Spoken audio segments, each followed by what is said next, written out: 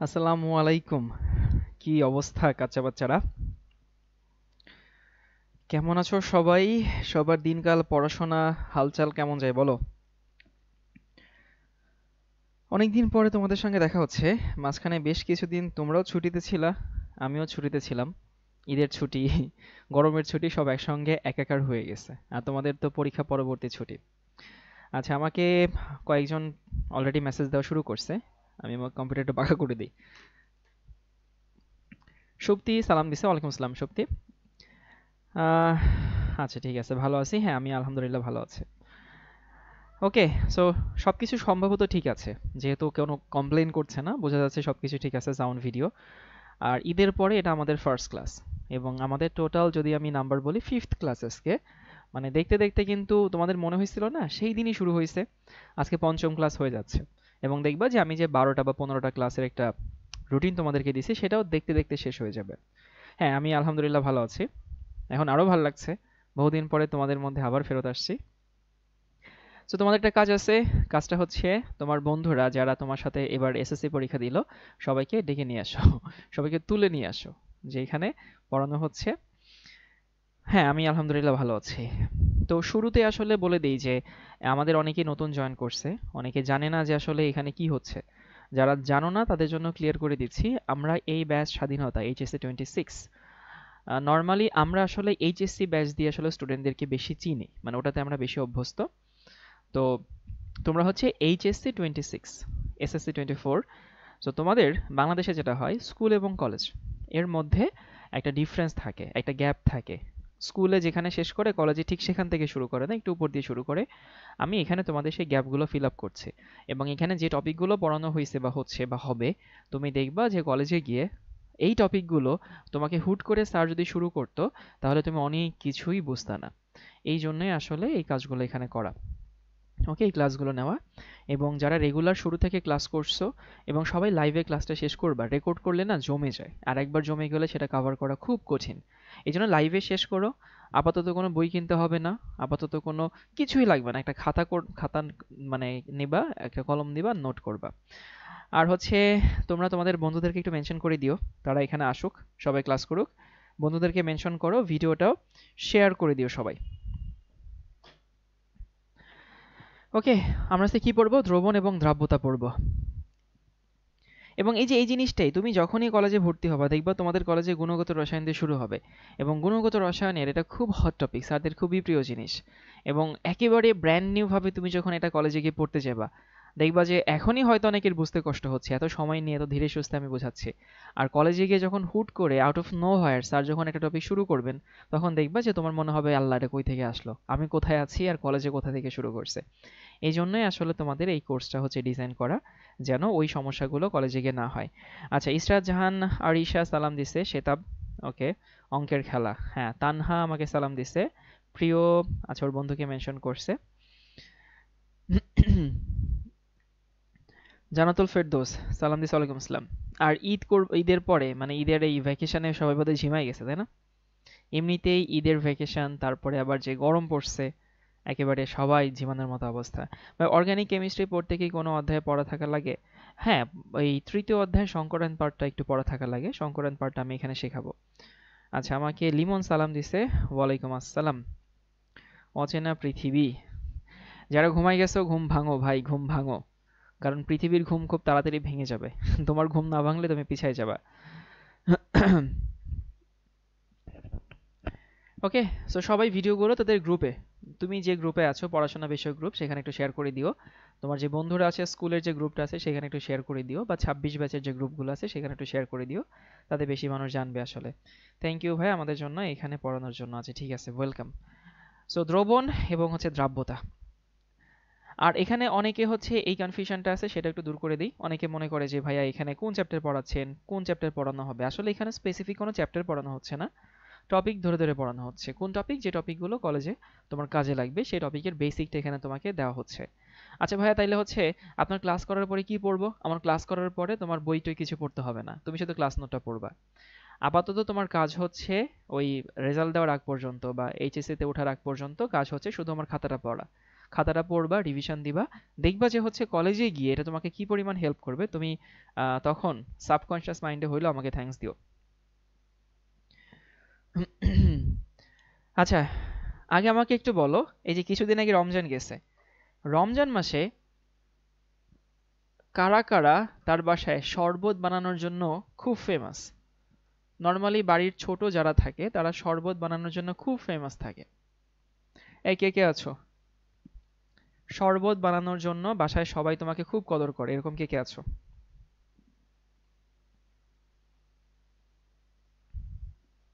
আচ্ছা, শ্বেতাব বলছে আমি আছি। তারপরে হচ্ছে, আচ্ছা নুসরাত বলছে আমি আছি। সাইদুর আমি। ওকে। অনেকে শরবত বানানোর জন্য বাসায় খুব বিখ্যাত। ইউজুয়ালি যেটা হয়, বাসার ছোট ছেলে বা ছোট মেয়ের উপরে এই দায়িত্বটা থাকে। এখন দ্রবণের একটা উদাহরণ হচ্ছে শরবত, বুঝছো? একদম তুমি যে শরবতটা বানাও ওইটা একটা দ্রবণ। দ্রবণকে ইংলিশে বলে সলিউশন। যারা ইংলিশ ভার্সনের আছো একটু লিখে নিও। সলিউশনের বাংলা সমাধান, আবার এই সলিউশনের বাংলা আবার শরবত। শরবত না দ্রবণ আর কি, একই জিনিস। স্পেলিং সেম, সবকিছু সেম, একই শব্দের দুইটা অর্থ। তো দ্রবণ কি জিনিস? দ্রবণ হচ্ছে একটা শরবত। এখন দেখো, শরবত তৈরি হয় কিভাবে? ধরো শরবতে তোমার বাসায় আজকে লেবু নাই, বা ওটা লেবুর সিজন না। আচ্ছা ভাইয়া শুধু শরবত না, সব কাজ করছে। রনি বলছে গুড। তারপরে হইতেছে সাব্বির বলছে ঈদ মোবারক। আচ্ছা, সবাইকে ঈদ মোবারক। আচ্ছা ভাই, বোস্টন কি? বোস্টন খুব সম্ভবত হচ্ছে ইউএস এর একটা শহরের নাম, জানি না। এই টি শার্ট আমি গিফট পাইছি ঈদে, সেই টি শার্টে লেখা আছে আজকে লেবুর শরবত বানাইছিলাম। ওকে, ফারজানা নিপা, ভালো। ঈদে ঈদ বলছি, গরমের সময় লেবুর শরবত আসলে ইলেকট্রোলাইট হিসেবে কাজ করে। আচ্ছা, আমাকে হচ্ছে শাহনাজ তালুকদার বলছে আমার শরবত মজা হয় না। যাদের শরবত মজা হয় না তাদের শরবত আজকের পর থেকে মজা হবে। আমি তোমাকে শরবত বানানোই শিখাবো আসলে। তো সলিউশন বা হচ্ছে দ্রবণ, এখন দেখো শরবত বানাইতে গেলে তোমার কি লাগে? তোমার লাগে হচ্ছে পানি, তাই না? আর তোমার কি লাগে? তোমার লাগে চিনি। ধরলাম তোমার লেবু নাই বাসায়, বা এটা লেবুর সিজন না। শরবত, সো পানি চিনি এটা মিলে শরবত তৈরি হয়, তাই না? ভাইয়া শুধু শরবত না, আলুর চপ বানানোর দায়িত্ব আমার ছিল। আরে বাবা, কে এটা? তাসনিয়া তাবাসসুম ইসমা। আলুর চপও বানাইতে পারো? মাশাল্লাহ মাশাল্লাহ। পিপাসা লেগে গেল। পিপাসা ভাই এমনিতেই লেগে যায়, এখন যে অবস্থা, যে গরম পড়ছে। এখন পানি চিনি মিলে শরবত হইল, তাই না? তো এই যে পানি চিনি মিলে যে শরবত হইলে প্রত্যেকটার সায়েন্টিফিক ভাষায় এক একটা নাম আছে। আমরা যে পানি মিশালাম, এই পানিকে ইংলিশে কি বলে জানো? বা ইংলিশে না, সায়েন্সের ভাষায় এটাকে বলা হয় দ্রাবক। আমি ইংলিশ টার্মটা লিখে দিচ্ছি। ইংলিশে এটাকে বলা হয় সলভেন্ট, বুঝছো? মানে তুমি যে পানিটা মেশাইছো সেই পানিটাকে বলা হয় দ্রাবক অথবা সলভেন্ট বলে। আমরা যে চিনিটা মেশাইছি সেই চিনিটাকে বলা হয় হচ্ছে দ্রব। এটাকে ইংলিশে বলা হয় হচ্ছে সলিউট, SOLUTE। আর যেটা তৈরি হয়েছে শরবত, সেটাকে আমরা বলি হচ্ছে দ্রবণ, এটাকে বলা হয় সলিউশন। সো চিনি পানি মিলে যেটা তৈরি হয় সেটা হচ্ছে আমাদের একটা দ্রবণ। এবং দ্রবণ কেমনে তৈরি হয়? দ্রবণ তৈরি হয় হচ্ছে দ্রব এবং দ্রাবক মিলে। ওকে, সো দ্রব দ্রাবক মিলে যেরকম দ্রবণ তৈরি হয়, ঠিক সেরকম হচ্ছে পানি চিনি মিলে শরবত তৈরি হয়। ভাইয়া একই সাথে দুই জায়গায় ক্লাস হচ্ছে, কোনটা করবো? অবশ্যই এখানে থাকবা। ভাইয়া কতক্ষণ ক্লাস হবে? ক্লাস শুরুর আগে থেকেই যদি আমরা জিজ্ঞেস করে নিই কতক্ষণ ক্লাস হবে, তখন ক্লাস টাইম কিন্তু অনেক স্লো যাবে। তুমি পড়ায় মনোযোগ দাও, টাইম দেখবে দেখতে দেখতে চলে গেছে। ওকে, তাহলে কি হইলো? পানি চিনি মিলে শরবত তৈরি হইলো, ঠিক সেরকম দ্রব দ্রাবক মিলে হচ্ছে দ্রবণ তৈরি হইলো। ভাইয়া শুধু কি চিনির সাথে মিশবে? না, চিনি মিশবে এমন কোনো কথা নাই। পানির সঙ্গে লবণ মেশাইলেও কোনো ক্ষতি নাই। পানির সঙ্গে লবণ মেশাইলেও, ওই যে অনেক সময় আমি এরকম দেখি যে মেয়ে দেখতে গেলে না, বিয়ে করতে গেলে বরের সাথে যারা থাকে, বরের বন্ধু বান্ধব যারা থাকে, এটা আমি জানি না তোমরা আসলে এটা সাক্ষী হওনি, কারণ তোমাদের বন্ধু বান্ধবের এখনো বিয়ে হয় নাই। তোমরা বিয়ে নর্মালি কাদের বিয়েতে যাও? যাও হচ্ছে চাচার বিয়েতে, যাও হচ্ছে মামার বিয়েতে, তাই না? অথবা অনেক সিনিয়র ভাইয়ের বিয়েতে। এখন ওই বিয়েতে তোমাদের সাথে ইয়ার্কির সম্পর্ক কারোর থাকে না। কিন্তু যদি তুমি এমন কোনো বিয়েতে যাও যেখানে তোমার সঙ্গে কারো ইয়ার্কির সম্পর্ক আছে, ধরো আমি আমার বন্ধুর বিয়েতে গেলাম, তো আমার বন্ধুর যে শালিকা তাদের সাথে তোমার ইয়ার্কির সম্পর্ক, আমি এরকম অনেক দেখছি যে হচ্ছে ওইখানে চিনি শরবত না দিয়ে লবণের শরবত দিয়ে দেয় আর কি। এরকম আমি অনেক দেখছি গেটে, যখন গেটে হচ্ছে ইয়া কাটে আর কি, ফিতা কাটে।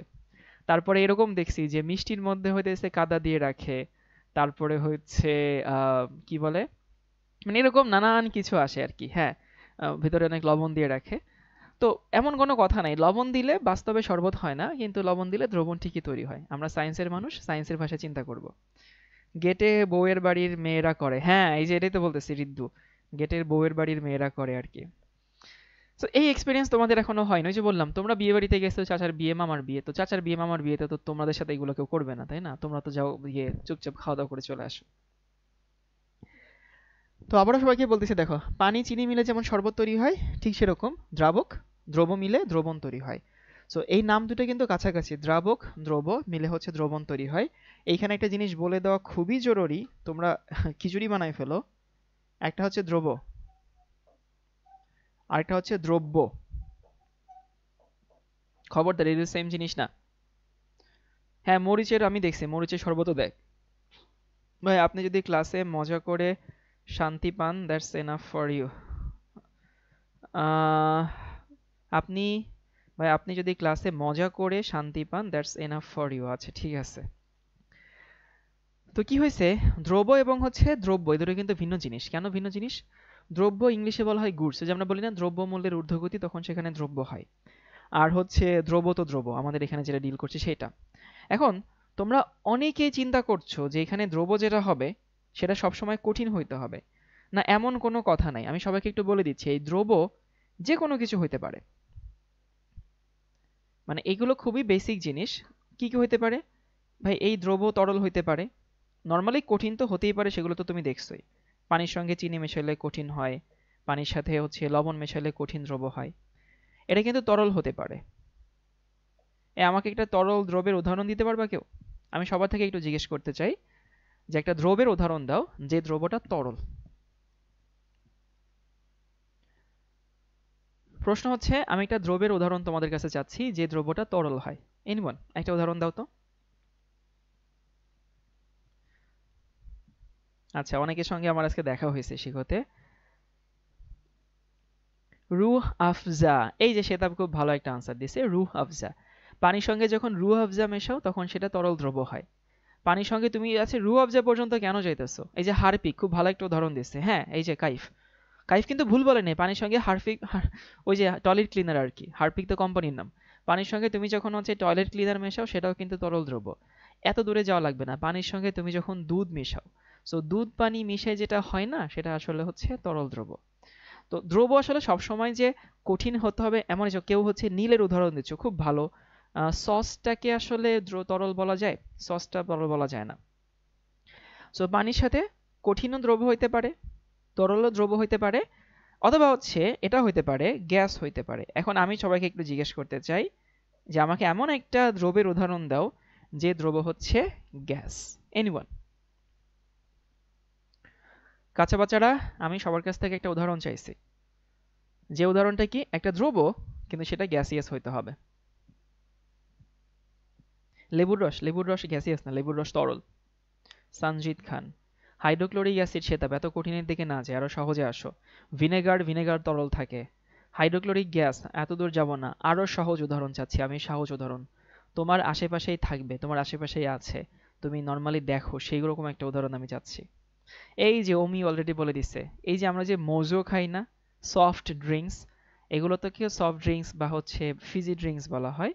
সো কোক বলি, পেপসি বলি, মোজো বলি, স্প্রাইট বলি, এই প্রত্যেকটাতে আসলে কার্বন ডাই অক্সাইড গ্যাস থাকে। এই কার্বন ডাই অক্সাইড গ্যাস এখানে দ্রব্য হিসেবে কাজ করে। সো দ্রব্য ক্যান বি সলিড, দ্রব্য ক্যান বি লিকুইড, দ্রব্য ক্যান বি গ্যাস, যে কোনো কিছু হইতে পারে, এমন কোনো কথা নাই যে ওটাকে তরল হইতে হবে বা ওটাকে সলিড হইতেই হবে। ঠিক আছে, আশা করি এটুকু বুঝতে পারছি। তাহলে কি দেখলাম, দ্রব্য দ্রাবক মিলিত হয়ে কি তৈরি করে? দ্রবণ তৈরি করে। দ্রব্য এক জিনিস, দ্রব্য ভিন্ন জিনিস, কারোর সাথে কারো কোনো সম্পর্কই নাই। এটা হচ্ছে দ্রব্য, মানে গুডস যেটাকে আমরা বলি, ম্যাটেরিয়ালস। এটা হচ্ছে দ্রব্য, সলিড। আর হচ্ছে দ্রব্য কি হইতে পারে? দ্রব্য তরল হইতে পারে, দ্রব্য গ্যাস হইতে পারে, দ্রব্য সলিড হইতে পারে, যে কোনো কিছুই হইতে পারে। এবার তোমাদেরকে একটু জিনিস বলি, সেটা হইতেছে, সবাই একটু লিখে নাও এনবি দিয়ে।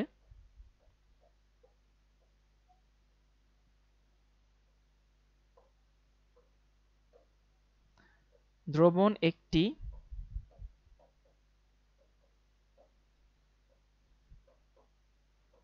সমসত্ব মিশ্রণ। সবাই এটুকু একটু লিখে নাও।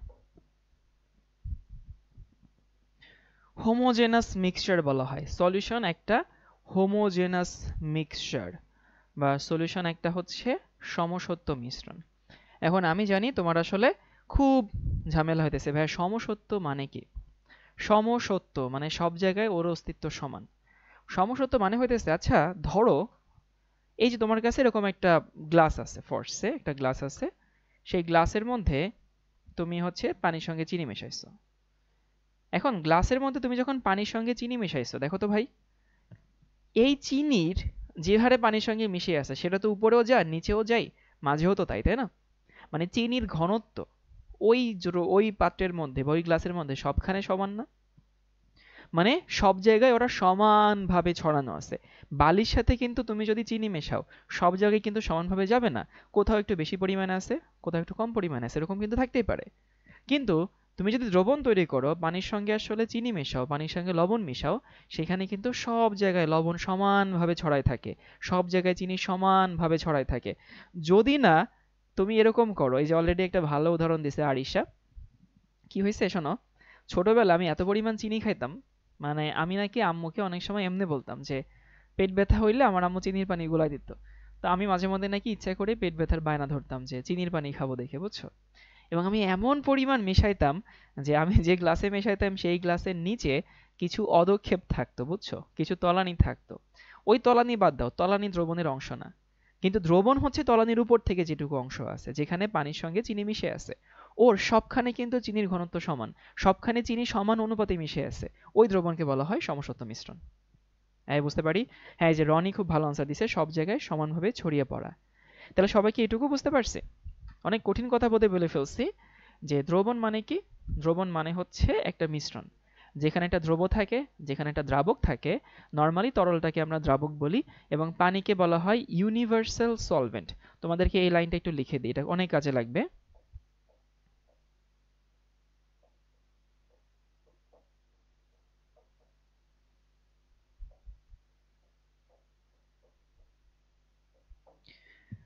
কখনো যদি দ্রাবক আলাদা করে বলে দেওয়া না থাকে, আমরা সেখানে কি ধরে নেই? সেখানে পানি ধরে নেই। অসম্পৃক্ত দ্রবণের ক্ষেত্রেও, হ্যাঁ যে কোনো দ্রবণের ক্ষেত্রে সব জায়গায় সমানভাবে ছড়ানো ছিটানো থাকে। ক্লাস 7 এর কনসেপ্ট, গুড। এবার আমরা আসি হচ্ছে দ্রবণ 3 রকম। ক্লাসিফিকেশনে যাব।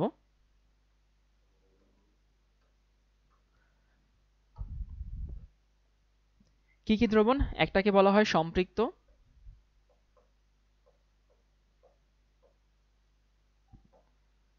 একটা হচ্ছে অসম্পৃক্ত, অসম্পৃক্ত, আরেকটা হচ্ছে অতিপৃক্ত।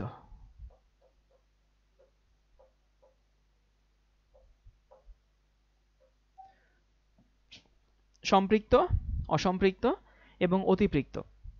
সম্পৃক্তকে ইংলিশে বলা হয় স্যাচুরেটেড,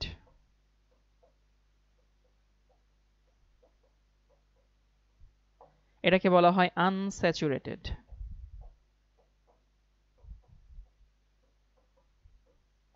আর এটাকে বলা হয় সুপার স্যাচুরেটেড।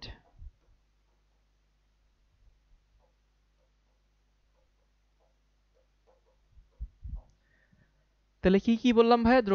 দ্রবণ 3 রকম: সম্পৃক্ত, অসম্পৃক্ত আর হচ্ছে অতিপৃক্ত। একটু লিখে নাও।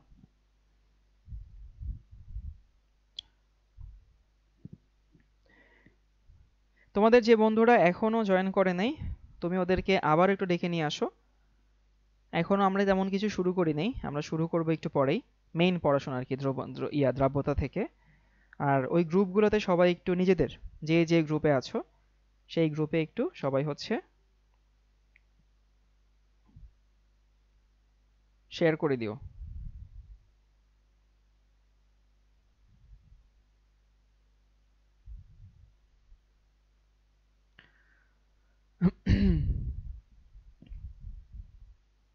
অতিবৃক্ত হচ্ছে ওভার স্যাচুরেটেডও বলা হয়, সুপার স্যাচুরেটেডও বলা হয়, একই জিনিস। ভাই আজকে একটু লেট হয়েছে। হ্যাঁ, একটু লেট মাঝে মধ্যে হবে, কিন্তু এটা আবার কভার করে ফেলতে হবে। তোমাদের তো রুটিনটা দিয়েই ফেলছি। দেখো আমার যদি কোনো মানে এরকম কোনো আনঅ্যাভয়েডেবল কোনো পরিস্থিতি না আসে, তাহলে হচ্ছে আমি এই রুটিন অনুযায়ী ক্লাস নেবো ইনশাল্লাহ। তো তোমাদের হাতে তো রুটিন আছে, তুমি জানোই কবে কি ক্লাস হবে, সেই অনুযায়ী চলে আসবা। তাহলে দ্রবণ কয় রকম? 3 রকম, সম্পৃক্ত, অসম্পৃক্ত, অতিপৃক্ত। এখন তোমাদেরকে তিনটা হচ্ছে শেয়ার ডান। কে share done? Ashfikar Rahman, thank you ভাই। তোমাদেরকে তিনটা মজার উদাহরণ দেই। ধরো এই যে আমি কার বাসায় গেলাম? আশফিকা রহমানের বাসায় গেলাম। আশফিকা রহমান বাসা কোথায় জানাই দিও তো ভাই। আশফিকার বাসায় গেছি। তো যাওয়ার পরে হচ্ছে এরকম গরমের সময় ধরো দুপুরবেলা গেছে। এখন ও চিন্তা করলো ভাইয়া আসছে, কখনো আমার বাসায় আসে নাই, আজকে ফর দ্য ফার্স্ট টাইম আসছে, তাহলে ভাইয়াকে আমি হচ্ছে এক গ্লাস শরবত বানাই দিই, বুঝছো? তো একটা কেস হচ্ছে ও আমার জন্য শরবত বানাইলো এবং যতটুকু চিনি দেওয়া পসিবল, যতটুকু চিনি এখানে মিশতে পারতেছে অতটুকু চিনিই দিল। খেয়াল করো, যতটুকু চিনি দেওয়া পসিবল, যতটুকু চিনি মিশতে পারে সবটুকু চিনি দিল, একেবারে মনের মাধুরী মিশাই দিছে। তো সবটুকু চিনি দেওয়ার পরে এক গ্লাস শরবত হইলো আর কি। যদি এরকম হয় যে যতটুকু ধারণ ক্ষমতা আছে সেই পরিমাণ যদি থাকে, সেটাকে আমরা সম্পৃক্ত দ্রবণ বলি, সর্বোচ্চ মিষ্টি শরবত। এরপরে আসি হচ্ছে অসম্পৃক্ত দ্রবণ কোনটা। ধরো আমরা আশফিকের বাড়িতে গেলাম আমি, এখন ওর খুব ইচ্ছা যে শাওন ভাইকে অনেক মিষ্টি শরবত খাওয়াবো, কিন্তু ওর বাড়িতে তো আসলে এত চিনি নাই ওই মুহূর্তে, না থাকতেই পারে, ওই সময় তো চিনি নাও থাকতে পারে।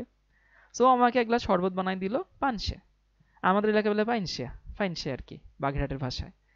সো পানসে মানে বুঝতেই পারছো যে হইতেছে যে শরবত এত মজা লাগে না, যে শরবত এত মিষ্টি হয় না আর কি। সো ওই যে যেখানে যে পরিমাণ ধারণ ক্ষমতা আছে সেই পরিমাণ যদি না থাকে, মানে যে পরিমাণ ধারণ ক্ষমতা যদি সেই পরিমাণ না থাকে, তখন সেটাকে বলা হয় অসম্পৃক্ত। অতিপৃক্ত মানে হচ্ছে, তোমরা খুব সম্ভবত হচ্ছে চিনির শিরা চিনো। চিনির শিরা কোনটা যারা চিনো না বলে দিচ্ছি। মেলায় গিয়ে জিলাপি ভাজতে দেখছো না? জিলাপি ভাজে, তো জিলাপি ভাজার পরে দেখছো একটা বড় গাঢ় একটা দ্রবণের মধ্যে রাখে, অনেকে মনে করে এটা বোধহয় তেলের মধ্যে রাখছে। জিলাপি ভাজে তেল দিয়ে, কিন্তু জিলাপি তেলের মধ্যে রাখে না, জিলাপি চিনির শিরার মধ্যে রাখে। ওই যে চিনির শিরাকে বলা হয় অতিপৃক্ত। তার মানে হচ্ছে আমি জাস্ট একটা লিখে দিই, সম্পৃক্তটা লিখে দিই, তাইলে বাকিটুকু হচ্ছে তুমি বুঝতে পারবা।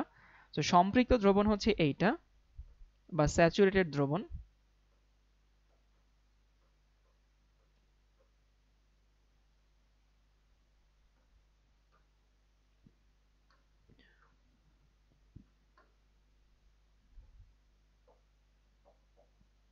দ্রবণে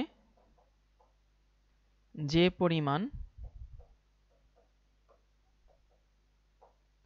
দ্রব্য ধারণ করতে পারে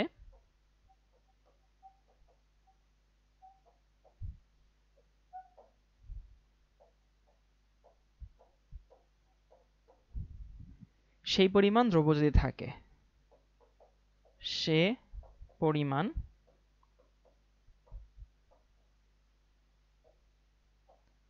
দ্রব্য যদি থাকে, তাহলে সেই দ্রবণকে আমরা কি দ্রবণ বলি? সেই দ্রবণকে সম্পৃক্ত বলি। চিনির শিরা চিনো না? ওই যে ক্যারামেল, হ্যাঁ, যেটাকে ক্যারামেল বলে সেটা আসলে চিনির শিরা। ওই তোমরা এত পশ বাচ্চা কাচ্চা হয়ে গেছো রে ভাই, তোমাদের সাথে কথা বলতে গেলে চিন্তা ভাবনা করা লাগে যে এদের জেনারেশন তো আমার জেনারেশনের সাথে মিলে না। মানে এরা হচ্ছে ইদানিং হচ্ছে এত পরিমাণ শর্টকাট জিনিসপত্র ইউজ করে। ইদানিং তো দেখি ঈদের সময় অনেকে দুইজন এটা লিখে দিছে, টেক্সট দিছে, বুঝছো, ইএম। তা আমি চিন্তা করলাম যে ইএম মানে কি, পরে বুঝলাম যে ও আসলে ইএম মানে হচ্ছে ঈদ মোবারক বুঝাইছে। মানে জেনারেশন এত বেশি আপডেটেড হয়ে গেছে, এত বেশি অলস হয়ে গেছে, ঈদ মোবারক এই পুরোটাই লিখতে পারে না, মানে লিখতে চায় না। আল্লাহ মাহবুব যেন হয়তো বানান জানে না, ইএম দিয়ে ঈদ মোবারক লিখে। তারপরে হচ্ছে এখন অনেকে দেখি হচ্ছে এই হ্যাং আউটে যায়, অনেকে দেখি হইতেছে এই মিট আপে যায়, অনেকে দেখি হতেছে এই আউটিং এ যায়, তারপরে হচ্ছে অনেকে উইকেন্ডে যায়, অনেকে হচ্ছে আহ, কি থার্সডে নাইট। সো খুবই আসলে মডার্ন জেনারেশন, আমরা অনেক বুড়া হয়ে গেছি, আমরা অনেক পুরাতন হয়ে গেছি, নতুন অনেক কিছু চলে আসছে বাজারে। তাহলে সম্পৃক্ত দ্রবণ হচ্ছে একটা দ্রবণে বা একটা সলিউশনে যে পরিমাণ সলিড ধারণ করতে পারে, ধারণ কে করে? ধারণ আসলে দ্রাবক করে, তো যে পরিমাণ ধারণ করতে পারে যদি সেই পরিমাণ থাকে সেটাকে আমরা সম্পৃক্ত বলি। যদি তার থেকে কম থাকে, যদি তার থেকে কম থাকে তাহলে সেটাকে বলা হয় অসম্পৃক্ত, আর যদি তার থেকে বেশি থাকে তাহলে সেটাকে বলা হয় অতিপৃক্ত। এখন এখানে একটু কাহিনী আছে। কাহিনী হইতেছে যে পরিমাণ ধারণ করতে পারে যদি তার থেকে বেশি থাকে, খেয়াল করো তোমার কথার মধ্যেই কিন্তু হচ্ছে অনেক ঝামেলা আছে। যে পরিমাণ ধারণ করতে পারে, হ্যাঁ, এই যে গুড নাইট, এই যে একটা ভালো উদাহরণ দিছে, কে দিছে? দাঁড়াও, দিছে হচ্ছে আরিশা। G8 না জিডি আর হচ্ছে N8। মানে এটা কিভাবে গুড নাইট হয়, মানে গুড নাইট ফুল লিখতে যে সময়টুকু লাগতো সেই সময়টুকু দিয়ে ওরা আসলে কি করে, মানে G O O যে লিখলো না, বা N8 এ কেমন নাইট হয় আর কি। যাই হোক, খুব মডার্ন, খুব আলট্রা মডার্ন, খুব স্মার্ট জেনারেশন।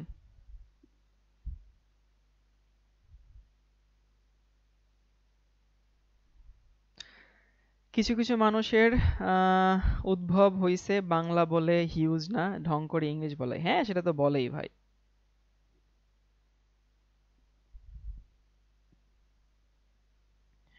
ওকে, তো যে পরিমাণ ধারণ করতে পারে যদি সেই পরিমাণ থাকে সেটাকে বলা হয় সম্পৃক্ত, যদি তার থেকে কম থাকে সেটাকে বলা হয় অসম্পৃক্ত, আর যদি তার থেকে বেশি থাকে তাহলে সেটাকে বলা হয় অতিপৃক্ত। এখন এই যে অতিপৃক্ত নিয়ে আসলে কিছু কথা আছে, কারণ তোমরা এখানে অনেকেই ভুল করো। খেয়াল করো, তুমি কিন্তু নিজেই বলতেছো যে পরিমাণ ধারণ করতে পারে যদি তার থেকে বেশি থাকে, যে পরিমাণ ধারণ করতে পারে যদি তার থেকে বেশি থাকে তাহলে সেটাকে আমরা অতিপৃক্ত বলছি। আচ্ছা, আমি যে পরিমাণ খাইতে পারি তার থেকে বেশি কি আমি এমনি এমনি খাবো? না তো। আমি খাইতে পারি 2 প্লেট, আমি তো 3 প্লেট খাবো না। খাইতে পারি মানে কি, ওটাই আমার দৌড়, আমি সেটা বলে দিচ্ছি। সো আমি যদি 2 প্লেট খাইতে পারি, আমি সর্বোচ্চ 2 প্লেট পর্যন্তই যেতে পারবো, এর বাইরে যাওয়া আসলে আমার পক্ষে সম্ভব না। তাহলে অতিপৃক্ত জিনিসটা কিরকম? সুপার স্যাচুরেটেড, মানে যে পরিমাণ ধারণ করতে পারে তার থেকে বেশি মেশাইতে হবে। এখন একটা দ্রবণ যে পরিমাণ ধারণ করতে পারে তার থেকে বেশি কখনো এমনি এমনি তুমি তাকে মেশাতে পারবা না। তখন কি করতে হবে? তাকে তাপমাত্রা, চাপ এগুলো দিতে হবে। সো অতিপৃক্ত দ্রবণ তৈরি হইতে গেলে এখানে তাপ চাপের কাহিনী আছে, বুঝছো?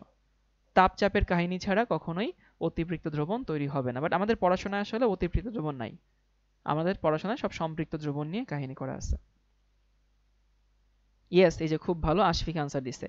তাপ চাপ দিয়ে অতিপৃক্ত বানাইতে হয়, অতিপৃক্ত এমনিতে হয় না। যেমন ধরো, আমি ধরো 2 প্লেট খাইতে পারি, এখন খাওয়ার সময় মানুষ উৎসাহ দেয়, আরে তুই পারবি, আরে তুই পারবি, তুই খা, আরে তুই পারবি, খা খা, সমস্যা নেই, খা, আরেকটা খা, আরেকটা খা। এই যে এরকম উৎসাহ দিতেছে, তাকে হচ্ছে মানে প্ররোচনা দিচ্ছে, এটা কি আমরা তাপচাপ বলতেছি আপাতত।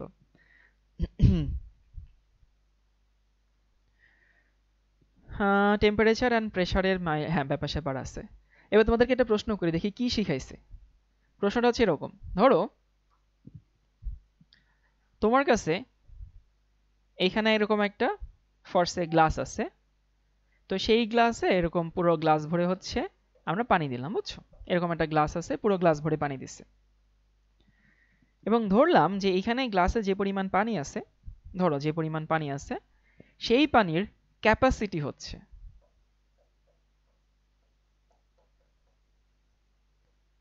10 চামচ। তোমরা চামচ বলো না, এই যে তোমরা এখন মডার্ন, তোমরা স্পুন বলো আর কি।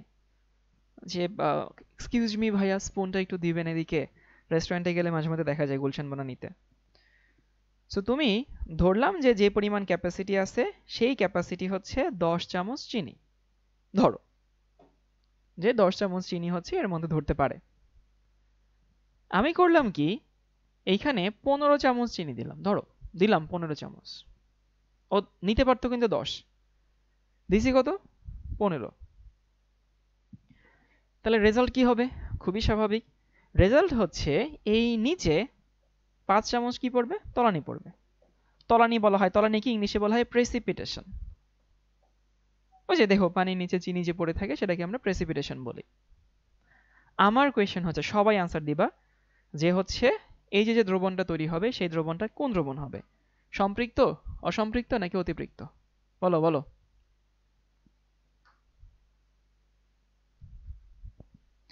আচ্ছা, ফারজান নিপা বলছে অতিপৃক্ত, দেখি বাকিরা কি বলে।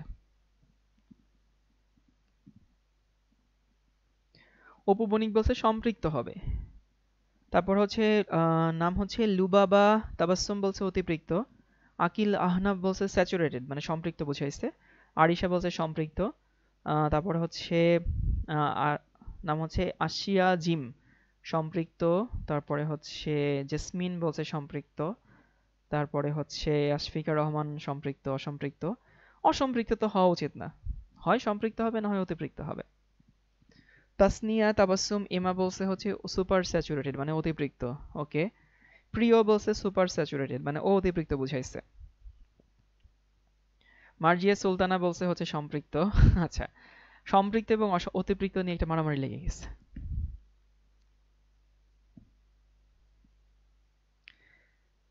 বাকি কার কি চিন্তা ভাবনা বলো বলো।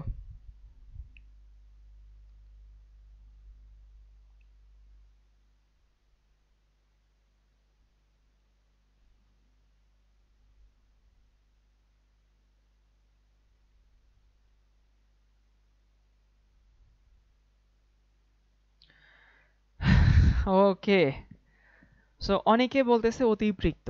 যারা অতিপৃক্ত বলছে তার লজিকটা আমি বুঝা দিচ্ছি। তারা চিন্তা করতেছে ভাই, ওকে, ধারণ করতে পারতো 10 চামচ, আপনি দিছেন 15, তাহলে বেশি দিচ্ছেন, তাহলে এটা অতিপৃক্ত হবে। না রে বাবা, এটা অতিপৃক্ত হবে না। এই দ্রবণটা স্টিল সম্পৃক্ত, স্টিল সম্পৃক্ত, স্টিল স্যাচুরেটেড। এখন আমি জানি তোমার তো মন মানছে না, কি বলেন ভাইয়া, আমি তো আপনার কথা মেনে নিতে পারছি না। আমার কথা তুমি মেনে নিবা, তুমি নিজের কথাই নিজে মেনে নিবা, আমি একটু বুঝাই দিচ্ছি। নাম্বার ওয়ান, এখানে কোনো তাপচাপ দেইনি আমি। সো কোনো তাপচাপ দেইনি, এখান থেকেও বোঝা উচিত ছিল যে এটা অতিপৃক্ত না। নাম্বার টু হচ্ছে, দেখো তোমাদেরকে বলছিলাম এই তলানি বা অধক্ষেপ বা প্রেসিপিটেশন যাই বলি না কেন, এটা দ্রবণের পার্ট না। তাহলে এই দ্রবণের ধারণ ক্ষমতা ছিল 10 চামচ। আমি কিন্তু গ্লাসের ধারণ ক্ষমতা এখানে বলি নাই, এটা দ্রবণের ধারণ ক্ষমতা। সো দ্রবণের ধারণ ক্ষমতা 10 চামচ, দ্রবণে আছেও 10 চামচ। খেয়াল করছো? দ্রবণে ধারণ ক্ষমতা 10 চামচ, দ্রবণে আছেও 10 চামচ, তাইলে এই দ্রবণটা স্টিল সম্পৃক্ত। হ্যাঁ, যদি এমন হইতো, ধরো আমি হিট দিয়ে এই 15 চামচ মেশাইতে পারতাম, যদি হিট দিয়ে 15 চামচ মেশাইতে পারতাম, তাইলে তখন সেটা অতিপৃক্ত হইতো। বুঝিয়েছি সবাই? ধরো এরকম, আমি যদি এখানে 100 চামচও দিই, তাপচাপ না দিই, তখন এটা সম্পৃক্ত থাকবে। তখন 10 চামচ দ্রবণে থাকবে, বাকি 90 চামচ তলানি পড়বে। তলানি দ্রবণের অংশ না। তাহলে মেইন কথা কি? মেইন কথা হচ্ছে যদি তাপচাপ দিয়ে এই 15 চামচ এক্সট্রা যে 5 চামচ তলানি পড়ছে, যদি সেটাও মেশাতে পারতাম, তখন সেটা হয়তো অতিপৃক্ত। এটা ক্লিয়ার সবার? তাহলে ব্যাপারটা হচ্ছে এরকম যে আমি জানি কার বাসায় গেছিলাম, খুব সম্ভবত আশফিকার বাসায় গেছিলাম, বা ধরো যে নুসরাতের বাসায় গেছে। এখন ওর বাসায় গিয়ে আমি বললাম যে ভাই, আমি গরমের মধ্যে আসছি, আমাকে তুমি এক গ্লাস শরবত দাও, যেন সব থেকে মিষ্টি হয়। তো নুসরাত করলো কি, আমাকে এক গ্লাস শরবত বানাই দিল।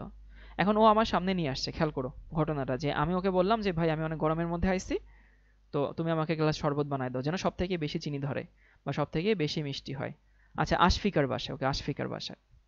এখন আশফিকা করলো হচ্ছে যে ও আমাকে শরবত বানাইলো, এখানে অদক্ষেপ পড়ছে, সেইটা ছেঁকে টেকে খুব সুন্দর করে ক্লিন শরবত আমার সামনে নিয়ে আসছে। তো এটা ধরো ক্লিন শরবত আমার সামনে নিয়ে আসছে। তো আমি কিন্তু আশফিকার কাছে চাইছিলাম সব থেকে মিষ্টি শরবত, কিন্তু আমি দেখলাম যে নিচে কোনো তলানি পড়ে নাই। এখন ওকে ভেতরে গিয়ে ছাকছে না ছাকে না, এটা কি আমি জানি? আমি জানি না তো। তাহলে আমি কখন ওকে বিশ্বাস করতাম, বা আমি কখন বুঝলাম যে সম্পৃক্ত দ্রবণ দিছে কিনা? সো কখনো কোনো দ্রবণ সম্পৃক্ত কিনা তার একটা প্রমাণ হচ্ছে সেখানে অদক্ষেপ আছে কিনা। সো মেইন কথা হচ্ছে, অদক্ষেপ থাকলে সেইটা হচ্ছে একটা সিম্বল, ওই দ্রবণটা কি দ্রবণ? ওটা সম্পৃক্ত দ্রবণ। মানে ওই যে এরকম একটা গ্রামের মধ্যে কথা আছে যে, ধরো অনেকে থাকে না গ্রামের একটু ইয়া টাইপের, মানে গ্রামের একটু গণ্যমান্য ব্যক্তি, তারা মাঝে মধ্যে বলে যে আমার বাড়ির একটা বিয়ে হয়েছিল, খাওয়াইয়া মানুষকে বমি করাই দিছে।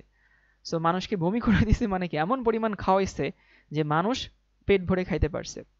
অথবা এরকম মাঝে মধ্যে আমি দেখছি আমাদের এলাকায় বলে যে কি পরিমাণ খাবারের আয়োজন করছো, তো তখন এরকম বলে যারা হোস্ট, তারা বলে যে কি পরিমাণ, পরিমাণটা হচ্ছে এইটা, আর না পরিমাণ। আর না পরিমাণ বুঝতে পারছো? আর না পরিমাণ মানে হইতেছে একটা লোক খাবে, খাইতে খাইতে যখন সে বলবে যে না ভাই আর দিয়েন না, আর পারতেছে না, ওই পরিমাণ খাবারের আয়োজন করা হয়েছে, বুঝছো? সো মেইন কথা হচ্ছে কোন একটা দ্রবণ সম্পৃক্ত, সেটা বোঝার উপায় হইতেছে সেই দ্রবণে অদক্ষেপ থাকে। সো এটা হচ্ছে আমাদের সিম্বল, যে কোন একটা দ্রবণের সাথে যদি অদক্ষেপ থাকে, দ্রবণ প্লাস হচ্ছে অদক্ষেপ, ওই দ্রবণটাকে আমরা কি দ্রবণ ধরি? ওটাকে আমরা সম্পৃক্ত দ্রবণ ধরি।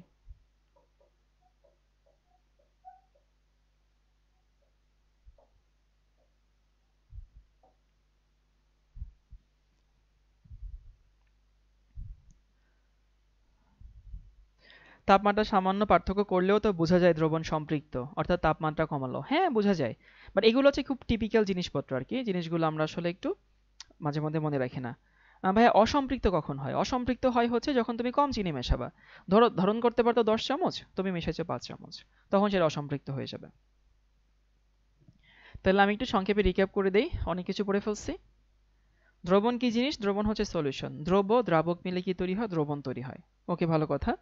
সো দ্রব্য দ্রাবক মিলে দ্রবণ তৈরি হয়। সো দ্রব্যকে আমরা ইংলিশে বলি সলিড, দ্রাবককে বলি সলভেন্ট, এবং যেটা তৈরি হয় সেটাকে আমরা কি বলি? সেটাকে আমরা বলি হচ্ছে সলিউশন। ওকে, ঠিক আছে। এই দ্রব্য কঠিন, তরল, গ্যাস যে কোনো কিছুই হতে পারে।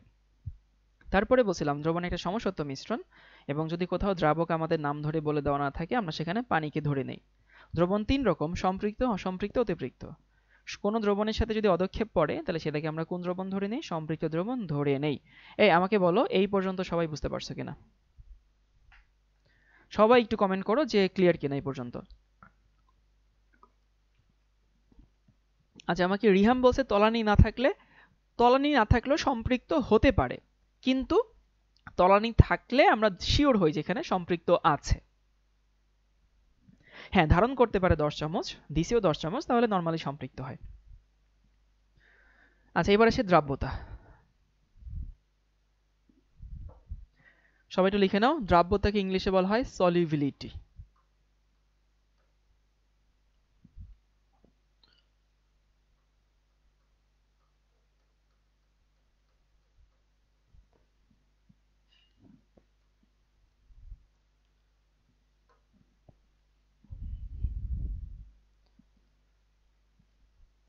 তলানি থাকে কেন সম্পৃক্ত? তলানি থাকলে সেটা আমাদেরকে ইন্ডিকেট করে যে এখানে পরিপূর্ণ পরিমাণে আছে আর কি।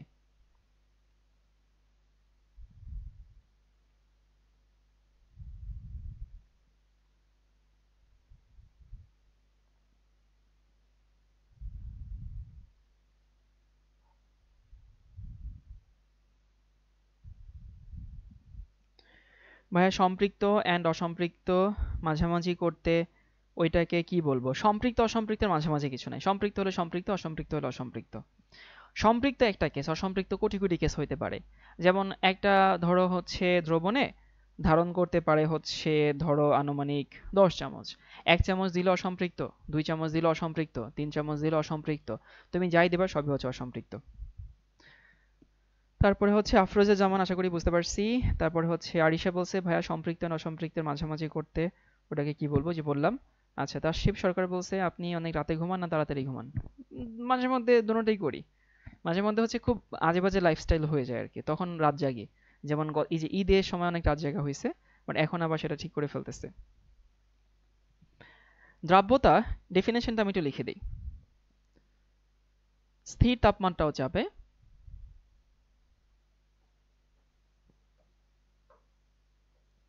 স্থির তাপমাত্রাও চাপে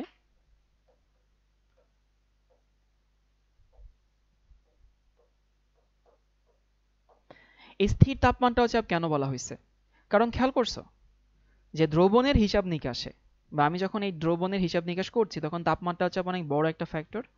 তো তাপমাত্রা চাপ যেহেতু বড় একটা ফ্যাক্টর, এই জন্য আমরা আগে থেকে সেফ জোনে থাকলাম যে স্থির তাপমাত্রাও চাপে, মানে তাপমাত্রাও চাপ আমি পরিবর্তন করতে পারবো না। তো স্থির তাপমাত্রাও চাপে যে পরিমাণ দ্রব্য, যে পরিমাণ দ্রব্য স্থির তাপমাত্রাও চাপে যে পরিমাণ দ্রব্য 100 গ্রাম দ্রাবকে মিশে, দ্রাবকে মিশে বা দ্রবীভূত হয়ে, তুমি যাই লেখো, মিশে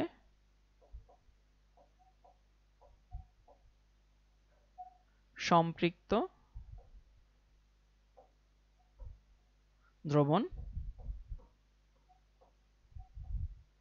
তৈরি করে,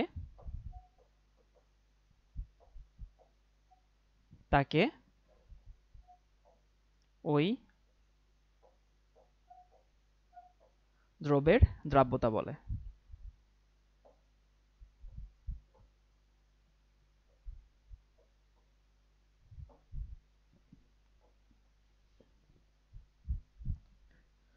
কি বললাম ভাইয়া? স্থির তাপমাত্রাও চাপে যে পরিমাণ দ্রব্য 100 গ্রাম দ্রাবকে মিশে সম্পৃক্ত দ্রবণ তৈরি করে তাকে ওই দ্রব্যের দ্রাব্যতা বলে। সবাই লিখে নাও অ্যাজ ইট ইজ, আমি লেখার পরে তোমাদেরকে একটু বুঝিয়ে দিচ্ছি।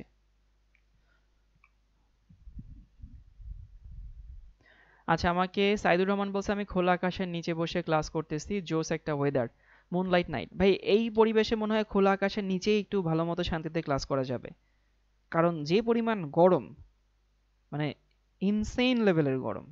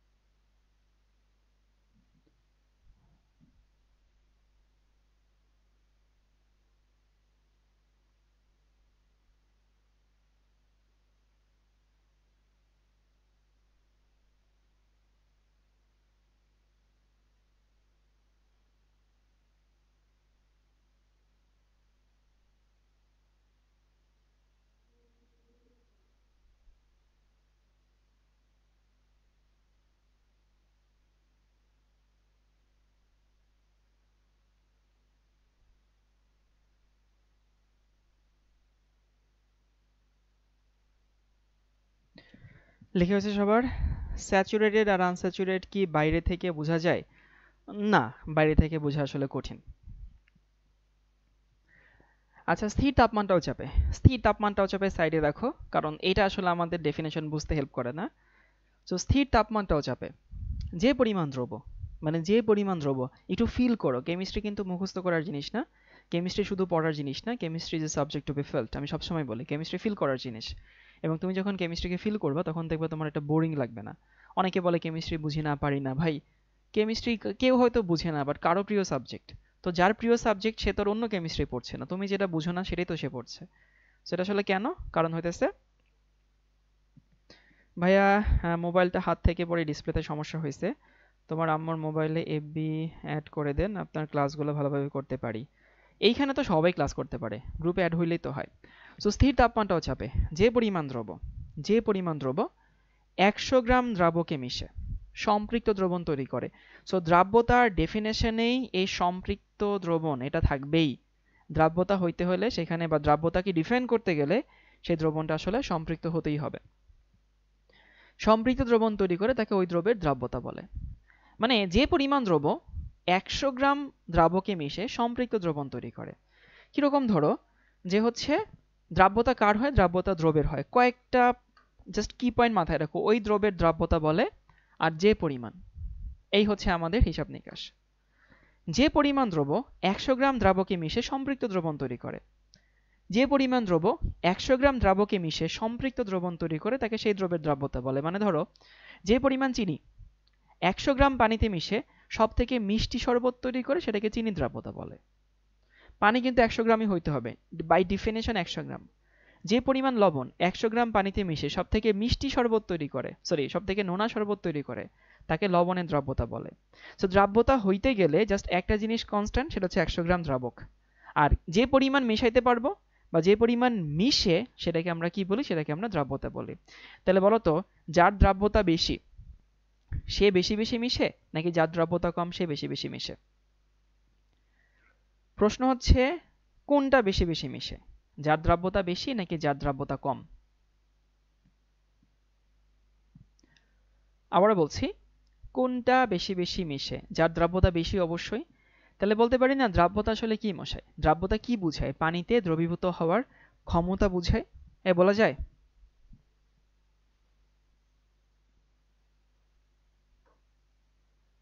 দ্রাব্যতা দ্রবের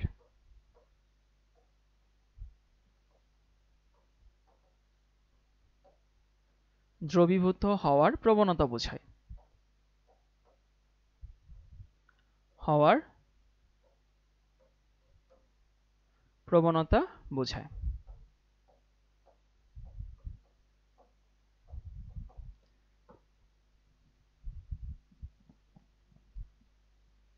গুড। যার দ্রাব্যতা বেশি সে পানিতে বেশি পরিমাণ মিশে।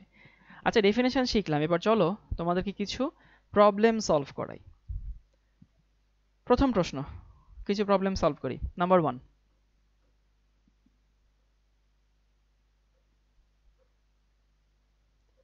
প্রশ্ন হচ্ছে যে একটি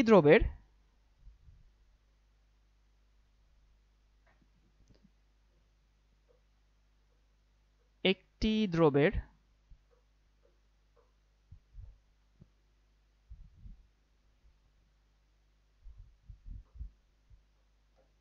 দ্রাব্যতা 50। ওকে, প্রশ্ন হচ্ছে দ্রব ও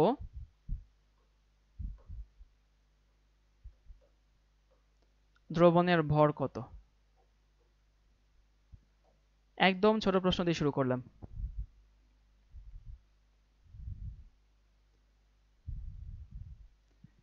প্রশ্ন হচ্ছে একটি দ্রব্যের দ্রাব্যতা 50, তাহলে দ্রব ও দ্রবণের ভর কত? কাঁচা বাচ্চারা ট্রাই করো সবাই।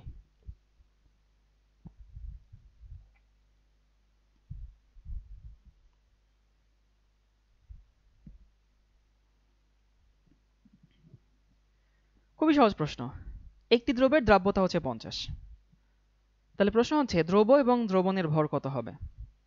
আকিল আহমেদ বলছে একটা হচ্ছে 100, একটা হচ্ছে 150। 150 ভাই, ওই লেখাটা লিখি না একটু। আচ্ছা, ওইখানে যাচ্ছি একটু পরে, বাকিরা এখানে একটা আনসার দিতে চাক। উপবণিক বলছে 150।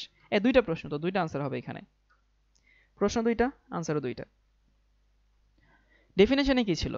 সেটা হচ্ছে যে পরিমাণ দ্রব্য 100 গ্রাম দ্রাবকে মিশে সম্পৃক্ত দ্রবণ তৈরি করে, তাহলে 100 গ্রাম দ্রাবকে মিশে সম্পৃক্ত দ্রবণ তৈরি করে, সেটাই তো আসলে দ্রাব্যতা, তাই না? তাহলে সেটাই যদি দ্রাব্যতা হয়, তাহলে আমি এখানে কি বলতে পারি? আমি এখানে বলতে পারি হইতেছে এইটা, দেখো, দ্রাব্যতা 50 মানে কি? মানে হচ্ছে দ্রব্য 50 গ্রাম, এই বলা যায়?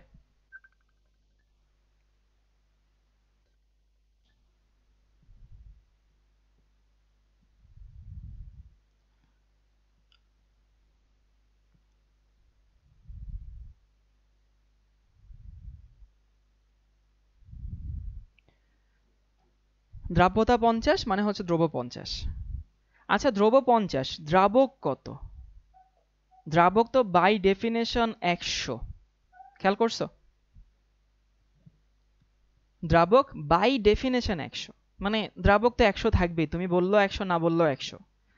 তাহলে দ্রবণ কত হবে? যদি আমি এই দুটাকে যোগ করি, তাহলে কাছাকাছি কত থাকে? দেখো, দ্রবণ থাকে হচ্ছে কত? 150। সবাই পারছো, মানে সবাই না, অনেকেই পারছো, ম্যাক্সিমাম। এই হচ্ছে আমাদের আনসার। কারণ আমরা কি শিখছিলাম? আমরা শিখছিলাম হচ্ছে দ্রব্য দ্রাবক এগুলো যোগ করলে কি পাওয়া যায়? দ্রবণ পাওয়া যায়। হ্যাঁ, আবির হোসেন আনসার দিছে, তারপর হচ্ছে শাইলা শিমু আনসার দিছে, রাসেল গুড আনসার দিছে, তামান্না আক্তার আনসার দিছে।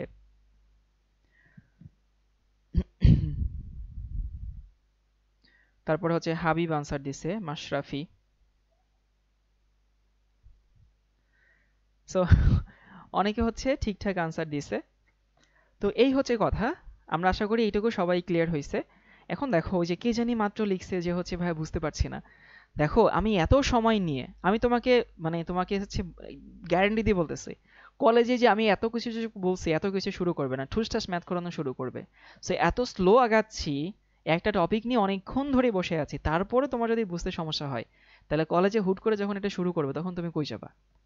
সো এই জন্য হচ্ছে তোমাদের এই জিনিসটা হচ্ছে সলভ করানো হইলো। ওকে, এবার একটু দেখি হচ্ছে যে দ্রাব্যতার একটা ফর্মুলা বের করি। ধরো হচ্ছে তোমাদেরকে একটা ফর্মুলা দিই। আমি ধরে নিচ্ছি যে, ধরি একটা ফর্মুলা দেখাই দিই। ধরি তোমার কাছে একটা হচ্ছে সম্পৃক্ত দ্রবণ আছে।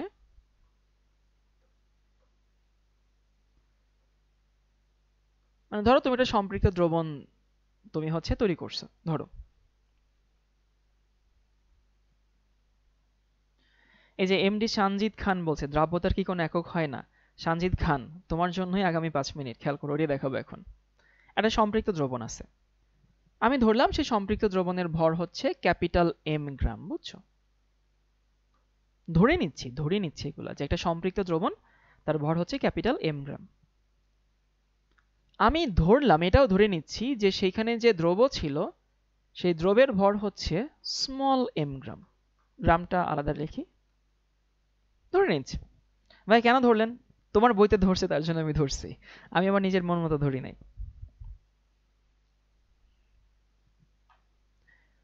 তাহলে হচ্ছে ধরলাম সম্পৃক্ত দ্রবণ যার ভর হচ্ছে ক্যাপিটাল এম, আর সেখানে দ্রবণ ইসে হচ্ছে এম। তাহলে আমি যদি হচ্ছে এইখানে দ্রাবক বের করি, বাঁকা হয়ে গেছে,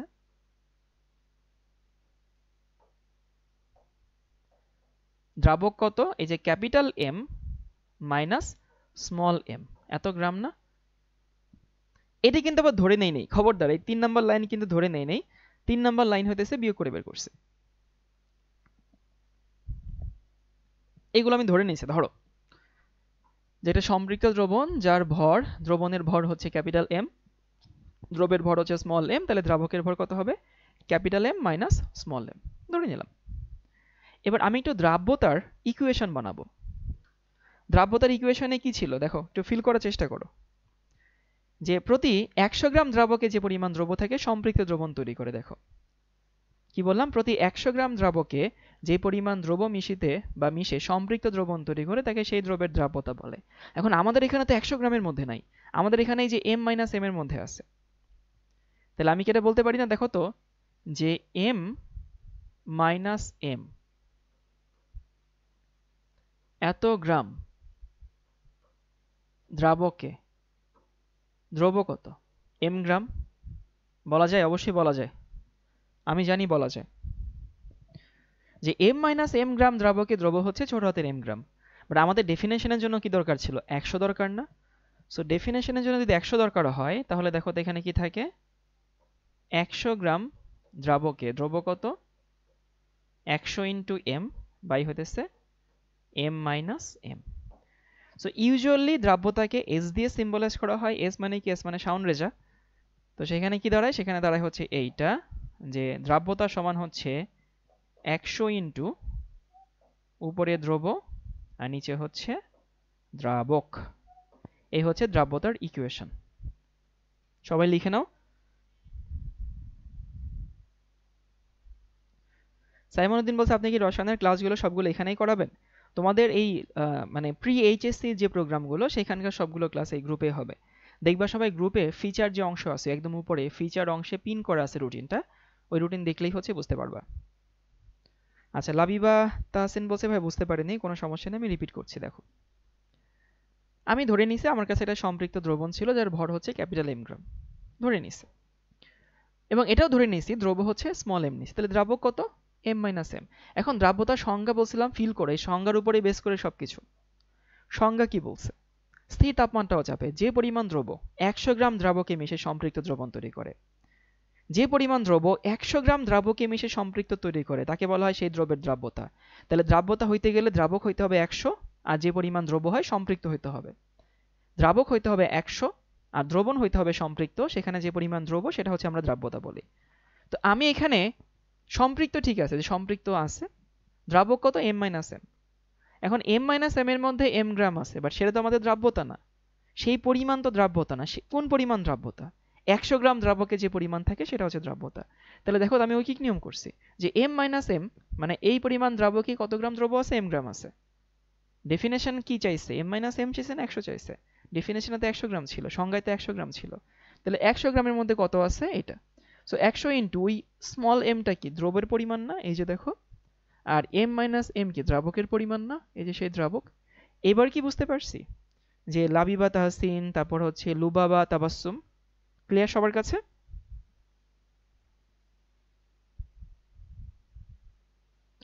সবাই কি বুঝিয়ে আছি? একটু কমেন্ট করো, যারা বলছে ভাই তখন বুঝি নাই তারা একটু কমেন্ট করো।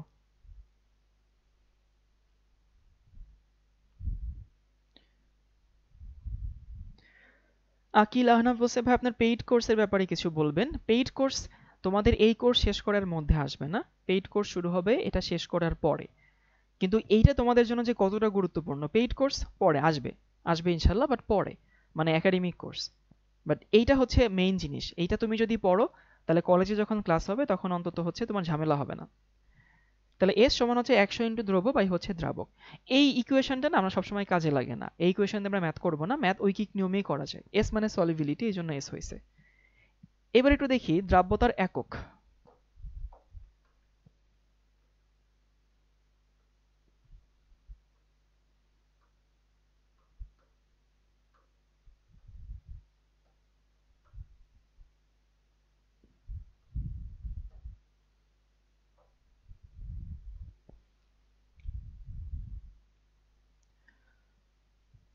তোমরা তোমার এই গ্রুপে যার যদি পড়াশোনা বিষয়ে কোনো প্রবলেম হয় সবাই গ্রুপে পোস্ট করবা। আর বাকিদের জন্য আমার একটা আহ্বান বলছে, যদি গ্রুপে কেউ কোনো পড়াশোনা বিষয়ক প্রশ্ন করে সবাই উঠে পড়ে লাগবা ওটা সলভ করে দিতে। এটা সলভ করে দেওয়ার সুবিধা আছে, এক তোমার বন্ধুর হেল্প হচ্ছে, বাট তোমারও হেল্প কিন্তু কম হচ্ছে না। কারণ কি, যখন তুমি একটা প্রবলেম হুট করে দেখছো গ্রুপে, সেটা কিন্তু তোমার রেগুলার প্রবলেম না। মানে আমি এখন দ্রাব্যতা শুরু করছি, দ্রাব্যতারই ম্যাথ করাবো, যত কথা বলবো সবগুলো দ্রাব্যতার উপরেই করব। মানে সবগুলো কিন্তু দ্রাব্যতার উপরেই করব। এগুলো সলভ করা ইজি। কেন ইজি? কারণ তোমার মাথায় দ্রাব্যতাই আছে। কিন্তু এক্সাম হলে তো এইভাবে প্রশ্ন আসে না। এক্সাম হলে তো যে কোনো টপিক দিয়ে যে কোনো জায়গা দিয়ে ঠুসঠাস প্রশ্ন চলে আসে। এই জন্য হুট করে আমরা এক্সাম হলে প্রশ্ন অ্যাপ্রোচ করতে পারি না, বুঝতে পারি না যে কই থেকে আসছে। বাট তুমি যখন গ্রুপে তোমার বন্ধুর দেওয়া এরকম হুটহাট প্রবলেম সলভ করে দেওয়ার অভ্যাস তৈরি হবে, তখন না এক্সাম হলে এটা তোমাকে হেল্প করবে। এটা হয় কিন্তু। কারণ তখন তুমি এক্সাম হলে নতুন করে একটা প্রশ্ন দেখলে ঘাবড়ে যাবা না। তুমি নতুন একটা হচ্ছে প্রশ্ন দেখলে তোমার কাছে মনে হবে না যে কেমনে করব, কিভাবে আগাবো, কারণ তোমার ব্রেন ওটার জন্য আগে থেকে ট্রেন্ড। এই জন্য যদি কারো পড়াশোনার বিষয়ে কোনো সমস্যা হয় অবশ্যই হচ্ছে গ্রুপে জিজ্ঞেস করবা, গ্রুপে পোস্ট করবা। গ্রুপে তোমাদের ভাই, এই গ্রুপ তোমাদেরই, মানে এই গ্রুপ জাস্ট তোমাদেরই। আমি শুধু হচ্ছে অ্যাপ্রুভালটা অন রাখছি, কারণ তা না হইলে অনেক আননেসেসারি জিনিস, অনেক আনসেন্সর জিনিস হচ্ছে মানুষজন পোস্ট করবে। এই জন্য হচ্ছে অ্যাপ্রুভালটা অন রাখা হয়েছে এই কারণে। এই যে ব্যাচ স্বাধীনতা যে গ্রুপটা তোমরা আছো, আর তোমাদের কিন্তু তোমরা কিন্তু আমাকে কথা দিছিলা যে 10K মেম্বার হয়ে যাবে, বা 10K মেম্বার কিন্তু হয়নি। 7,000-এর মতো মেম্বার হয়েছে, 7,000 এখনো হয়নি। সো বাকি যে কথাটা দিছে সেই কথাটা রেখো সবাই।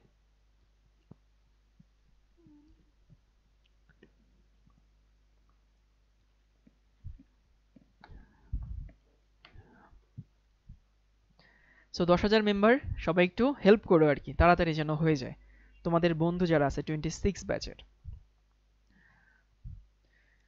ওকে। সো দ্রাব্যতার একক কি? তুমি দেখবে কোনো কোনো বইয়ে দ্রাব্যতার কোনো একক নাই। যেমন ধরো এখানে লাইভে কতজন আছে, লাইভে আছে হচ্ছে এখন 108 জন আছে। আর শুরুতে শুরুতে হচ্ছে প্রায় 250 জন থাকতো। এখানে 108 জন না থেকে যদি 1008 জন থাকতো, তোমাদেরও ভালো লাগতো, আমারও ভালো লাগতো আসলে, যে অনেক বেশি মানুষ আমার ক্লাস করছে, জিনিসটা ফান, মজার। সো দ্রাব্যতার একক নাই। কেন একক নাই? ভাই তারে কিন্তু তুমি ফেলা দিতে পারবা না, কারণ সে বলবে দেখো দ্রব্যের তো ভর নিতে হয়, দ্রাবকেরও ভর নিতে হয়, সো দ্রব্যেরও ভর নিতে হয়, দ্রাবকেরও ভর নিতে হয়, ভর ভর কাটাকাটি যায়। সো দ্রাব্যতার কোনো একক নেই, এবং বইও লেখা আছে দ্রাব্যতার কোনো একক নাই। এবং তুমি যদি হচ্ছে এমসিকিউতে কখনো প্রশ্ন আসে তুমিও আনসার লিখবে দ্রাব্যতার কোনো একক নাই। কিন্তু যে বইতে লেখা আছে দ্রাব্যতার কোনো একক নেই, সেই বইতে আবার এরকম একটা একক লেখা আছে, গ্রাম পার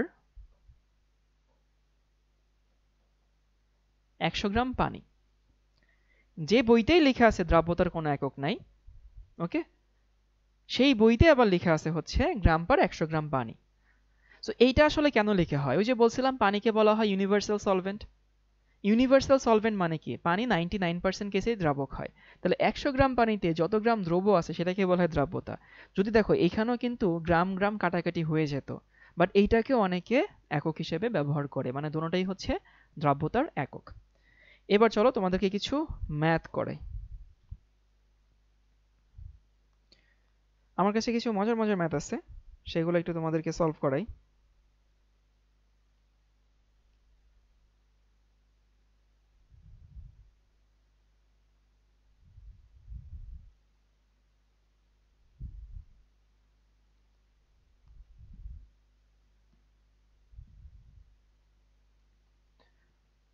ওকে, একটা প্রবলেম সবাই লিখে নাও।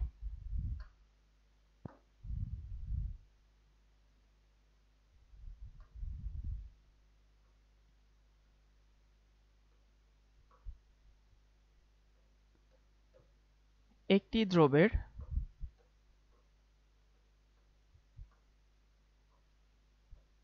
দ্রাব্যতা 50।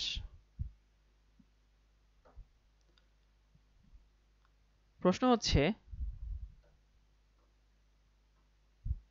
300 গ্রাম, আমি সবার রেসপন্স চাই, সম্পৃক্ত দ্রবণ তৈরি করতে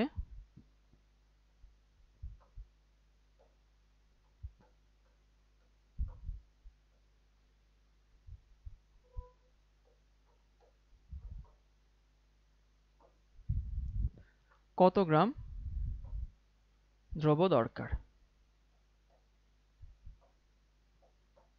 বলো।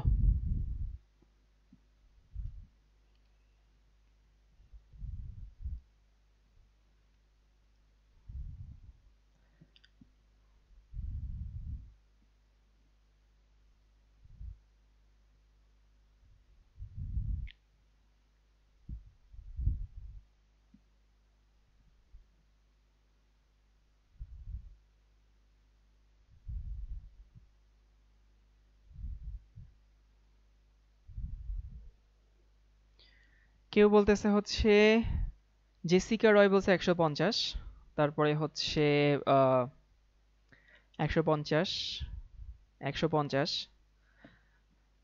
রনি বলছে 150, রাফি বলছে 150, অপু বণিক বলছে 150, অনি বলছে 150, নিপা, দেন হচ্ছে রাসেল, সবাই 150। বাকিদের কি আর কোনো মতামত আছে? আদিব রহমান বলছে 150, সিয়াম বলছে 100, মেহেদি হাসান সিয়াম। আমি সোফার এই একটা সঠিক উত্তর পাইছি, এখানে 150 পিটাবো সবাই ধরে। প্রশ্নটা একটু পড়ি। একটা দ্রব্যের দ্রাব্যতা হচ্ছে 50, 300 গ্রাম সম্পৃক্ত দ্রবণ তৈরি করতে কত গ্রাম দ্রব্য দরকার? আচ্ছা, একটু প্রশ্নটা পড়ে যদি প্রশ্নটাকে ইন্টারপ্রেট করি, দ্রাব্যতা 50, দেখো তো আমি এক লাইনে লিখে কাঁচাপাচারা বুঝো কিনা। দ্রাব্যতা 50 মানে হচ্ছে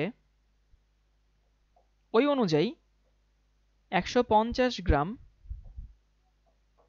দ্রবণে দ্রব্য 50। এ বলতো এই লাইনটা বুঝতে পারছি কিনা? অনেকে চিন্তা করছে ভাই 150 কই থেকে পাইলেন, 150 আকাশ থেকে নামাই নিয়ে এসেছি। দ্রাব্যতা 50 এর মানে দ্রব্য 50, দ্রাবক কত 100। এই সিম্পল জিনিসটা এতক্ষণ ধরে বোঝানোর চেষ্টা করছি যে দ্রাব্যতা যাই হোক না কেন দ্রাবক তো 100ই থাকে। তাহলে দ্রাব্যতা 50, দ্রাব্যতা 50 মানে দ্রব্য 50, দ্রাবক 100, তাহলে দ্রবণ কত? দ্রবণ 150, 100 যোগ 50 150।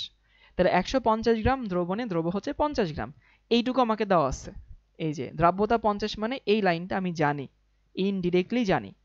তাহলে 150 গ্রাম দ্রবণে দ্রব্য 50, তাহলে আমাকে এখানে কত গ্রাম বলে দেওয়া আছে? 300 গ্রাম না? সো 300 গ্রাম দ্রবণে দ্রব্য কত হবে? বুঝাই যায় 100 গ্রাম হবে, ডাবল হবে আর কি। ইজি পিজি লেমন স্কুইজি ছিল, অনেকে পারো নাই। যারা 150 উত্তর দিছো 3বার নাউজুবিল্লাহ লিখবা। তুমি উত্তর দিছে একদম গদ বাঁধা উত্তর, কি ভাইয়া? যে হইতেছে দ্রাব্যতা 50, তাহলে 300 তে কত হবে? 300 তো ভাই দ্রাবক বলেনি, 300 দ্রবণ বলছে।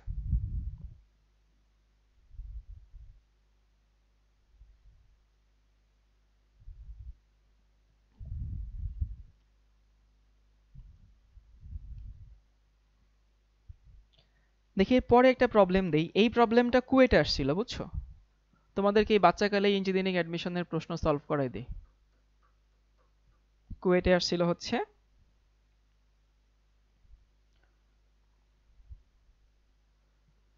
একটা দ্রব্যের এস দেওয়া আছে হচ্ছে 80 মানে 80, বুঝছো।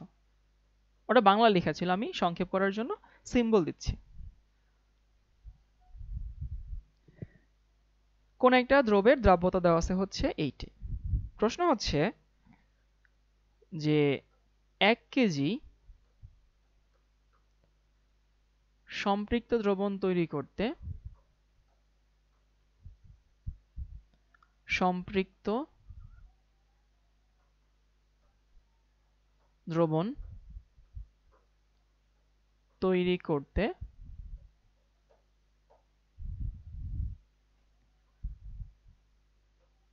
কত গ্রাম দ্রব্য ও কত গ্রাম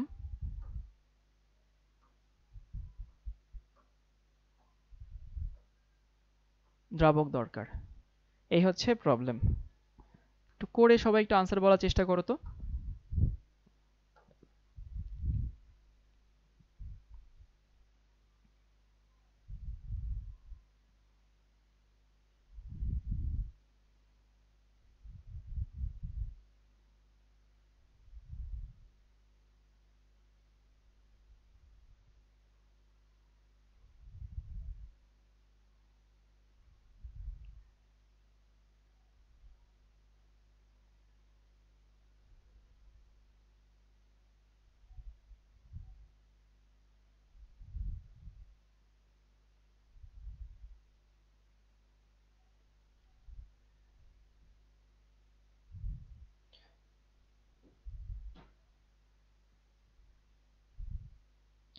আচ্ছা, মোহাম্মদ কাইফ। ওকে কাইফ, আমি বলে দিচ্ছি, এই প্রবলেমটা সলভ করেই বলে দিচ্ছি।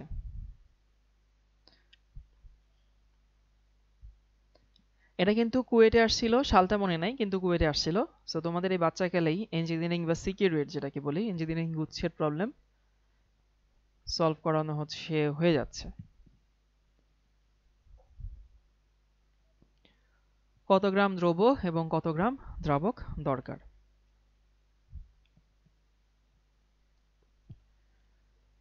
আচ্ছা, প্রথমত দ্রাব্যতা ৮০। এই দ্রাব্যতা ৮০ মানে কি? ৮০ মানে হচ্ছে ১৮০ গ্রাম। দেখো তো লেখা যায় কিনা। দ্রবণে দ্রব্য কত? ৮০ গ্রাম বলা যায়।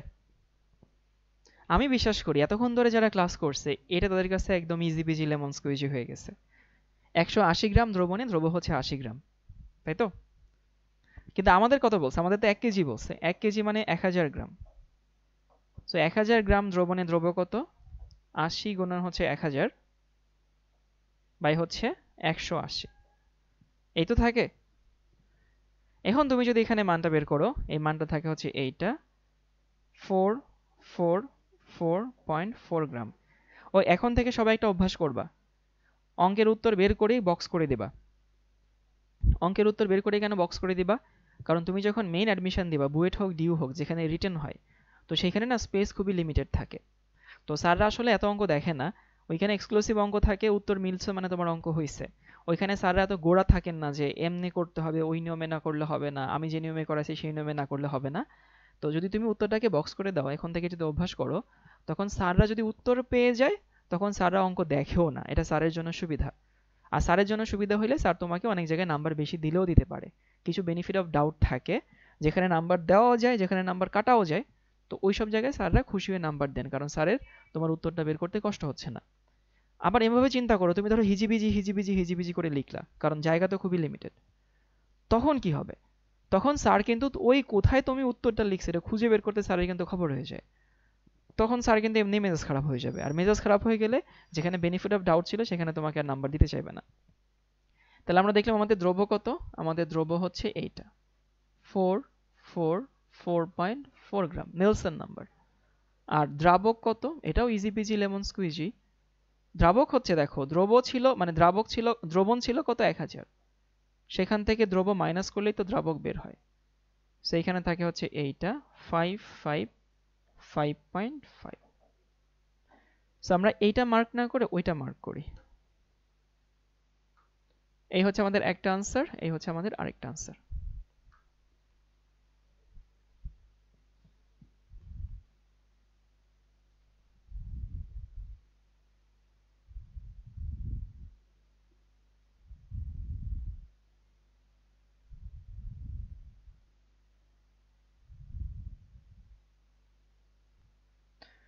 ওকে, তোমাদেরকে আরেকটা ম্যাথ করাই, চলো একটু দেখে আসি। ম্যাথটা হচ্ছে এরকম, 10%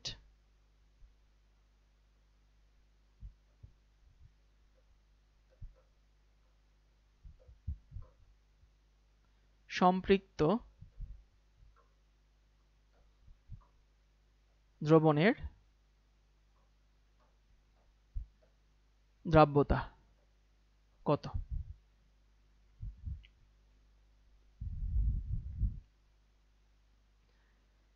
কোয়েশ্চেন হচ্ছে 10% সম্পৃক্ত দ্রবণের দ্রাব্যতা কত।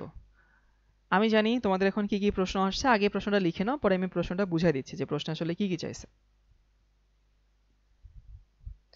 ও আচ্ছা, একটা ভালো প্রশ্ন করছে মোহাম্মদ কাইফ। কাইফ আমাকে কালকে একটা প্রশ্ন করছে, সবাইকে একটু বলে দেই যে ভাইয়া আগুনের সংকেত কি, মানে ও আসলে আগুনের সংকেত চাইছে।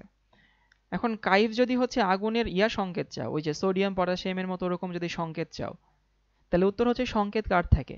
মনে রাখবা পৃথিবীতে যত জিনিস আছে প্রত্যেকটা জিনিসকে আমি দুই ভাগে ভাগ করতে পারি, একটা হচ্ছে পদার্থ, একটা হচ্ছে শক্তি, বুঝছো? পদার্থ এবং শক্তি। পদার্থ মানে যা আমরা দেখতে পাই, যা আমরা ছুঁতে পারি, যার অস্তিত্ব আছে সেটা হচ্ছে পদার্থ। আর শক্তি তো শক্তি, তাপ একটা শক্তি, আলো একটা শক্তি, শব্দ একটা শক্তি, বুঝছো? এখন আমরা যে যে 118টা যে মৌল বলি বা মৌল মিলে যে যৌগ তৈরি হয় সেগুলো সব পদার্থ। এজন্য পদার্থের সংকেত হয়। পদার্থ কিছু একটা দিয়ে তৈরি হয়, তার একটা সংকেত আছে। বাট শক্তি তো ওয়েভ আকারে যায়, কখনো সেটা অনুদৈর্ঘ্য হইতে পারে, অনুপ্রস্থ হইতে পারে। সেটা অনুদৈর্ঘ্য হোক অনুপ্রস্থ হোক, শক্তির কোনো সংকেত হয় না। কারণ শক্তি কোনো ফোটন দিয়ে তৈরি আর কি, আলো হচ্ছে ফোটন দিয়ে তৈরি। সো শক্তির কোনো, তুমি যে একক জিজ্ঞেস কি বলে সংকেত জিজ্ঞেস করছো, এরকম কোনো সংকেত হয় না। তাহলে আলো আগুন আসলে কি? আগুন হচ্ছে এটা তাড়িৎ-চুম্বক তরঙ্গ। কিরকম? দেখবা যে তোমরা তাড়িৎ-চুম্বক তরঙ্গ 9 10 হয়তো পড়ছো। গামা রশ্মি, এক্স রশ্মি, তারপর হচ্ছে দৃশ্যমান আলো, তারপরে অবলোহিত, তারপরে মাইক্রো, তারপরে রেডিও, এরকম একটা রেঞ্জ হয়তো পড়ছো। হয়তো 9 10 পড়ছে, না হয় কলেজে উঠে পড়বা। ওই রেঞ্জের মধ্যে অবলোহিত রশ্মি আর দৃশ্যমান এই দুইটার মিশ্রণ হচ্ছে আগুন। কোনো বস্তু যখন আগুন ধরে তখন দেখো আমরা যে ফায়ারটা দেখি সেটা হচ্ছে দৃশ্যমান অঞ্চলের মধ্যে পড়ে, কিন্তু ওই ফায়ারের বাইরেও কিন্তু হিট আসে, তখন সেটা অবলোহিত অঞ্চলে আসে। সো কথা হচ্ছে আগুনটা হচ্ছে ইলেকট্রোম্যাগনেটিক যে স্পেকট্রাম বা তাড়িৎ-চুম্বক তরঙ্গ, সেটা বলছে অক্সিজেনের হচ্ছে গ্ল্যামেবল সাবস্টেন্স সমান হচ্ছে ফায়ারওয়ার্ক। হ্যাঁ, অক্সিজেন মিশে আগুন তৈরি করে, শক্তি তৈরি করছে। এই যে কলম একটা পদার্থ, কলমের সাথে তো আমার এই বোতল বাড়ি লেগে একটা শব্দ তৈরি হইতেছে। সো কলমের একটা সংকেত হইতে পারে, বোতলের একটা সংকেত হইতে পারে, তার মানে তো এই না যে শব্দের সংকেত হইতে হবে। বুঝতে পারছি কি? সো আলো হচ্ছে দৃশ্যমান আর অবলোহিতের একটা মিশ্রণ, এটা একটা শক্তি। লাইট একটা শক্তি, ওরকম একটা শক্তি। এটা তাড়িৎ-চুম্বক তরঙ্গ, এর কোনো সংকেত হয় না। ওকে, এবার আসি। আচ্ছা, আমাকে সাবেরা বলছে ভাই ক্লাসগুলো কি আপনার কোর্সেই হয়? আমার যেটা পেইড কোর্স নর্মালি হয় সেটা হয় হচ্ছে একেবারে একাডেমিক কোর্স থেকে। বাট এটা হচ্ছে আমি সবার জন্য ওপেন করে দিচ্ছি একেবারে, যেন হচ্ছে কেউ এই বেসিক নিয়ে ঝামেলায় না পড়ে। 10% W/W, W হচ্ছে ভরের জন্য, ওয়েট থেকে W আসছে, বুঝছো? সো এইখানে যে সিম্বলটা দেওয়া আছে, এই সিম্বলটা অনেকের কাছে হয় পরিচিত বা পরিচিত নাও থাকতে পারে। এই সিম্বলটার মানে কি জানো? এই সিম্বলটার অর্থ হচ্ছে 100 গ্রাম দ্রবণে দ্রব 10 গ্রাম। এইটা হচ্ছে এইটার ইলাবোরেট ফর্ম। 100 গ্রাম দ্রবণে 10 গ্রাম দ্রব আছে। আচ্ছা, এইবার তুমি চাইলে ভাই এই অঙ্কটা ঐকিক নিয়মে করতে পারো, তুমি চাইলে সরাসরি ফর্মুলা দিয়ে করতে পারো, মানে যার আসলে যেরকমটা ভাল লাগে। আবারও বলতেছি, তুমি চাইলে হচ্ছে ঐকিক নিয়মে করতে পারো, তুমি চাইলে ফর্মুলা দিয়ে করতে পারো। আমি যদি ফর্মুলা দিয়ে করি, দেখো এস সমান, ফর্মুলা কি মনে আছে সবার? এস সমান 100, দেখো মনে আছে কেন, ওই যে পেছনে ফেরত যাই। এস সমান 100 ইন্টু উপরে দ্রব, নিচে হচ্ছে দ্রাবক। তাহলে এস সমান হচ্ছে উপরে 100 নিলাম, দ্রব কত? দ্রব হচ্ছে 10, দ্রাবক কত? 100 মাইনাস 10 না, দেখবে এখানে 11.11 থাকে। এই হচ্ছে একটা নিয়ম, বুঝছো? Easy peasy lemon squeezy. আর তুমি চাইলে ঐকিক নিয়মে করতে পারো, কোনো সমস্যা নাই। যদি মন চায় যে ভাই ঐকিক নিয়মে করবো, করো। ভাই সূত্র তো ঐকিক নিয়ম থেকেই আসছে, তো এই সূত্র তো আসলে আমি আকাশ থেকে নামাই নাই। যেহেতু ওই একই জায়গা দিয়ে আসছে, তার মানে হইতেছে দিন শেষে উত্তর সেমই হবে, তার কোনো ব্যত্যয় নাই।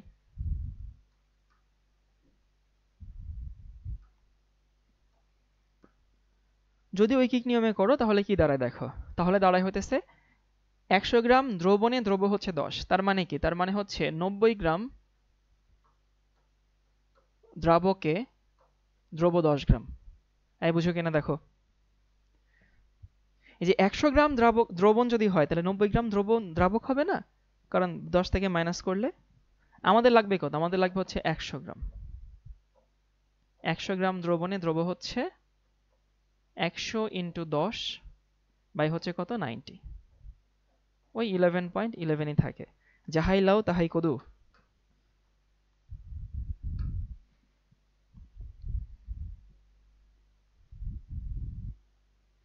এই সবাই কি বুঝিয়ে আছি কাঁচা বাচ্চারা?